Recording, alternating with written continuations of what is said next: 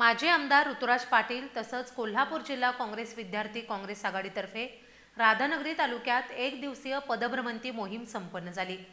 इतिहास अभ्यासक राम यादव यांनी किल्ल्याचा समृद्ध इतिहास आणि आजूबाजूच्या परिसराविषयी सविस्तर माहिती दिली आहे। कोल्हापूर शहर जिल्हा विद्यार्थी काँग्रेस NSUI द्वारे राधानगरी तालुक्यातील दाजीपूर अभयारण्याजवळील किल्ले शिवगड इथं नुकतीच एक दिवसीय पदभ्रमंती मोहीम आयोजित करण्यात आली। या मोहिमेत युवा कार्यकर्त्यांसह माजी आमदार ऋतुराज पाटील यांनी सहभाग घेतला।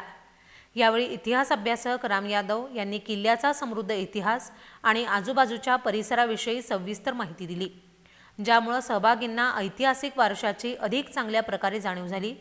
पावसाळी वातावरणात दाजीपूर परिसरातील निसर्गरम्य शिवगडावरची ही पदभ्रमंती मोहीम एक अविस्मरणीय अनुभव ठरली।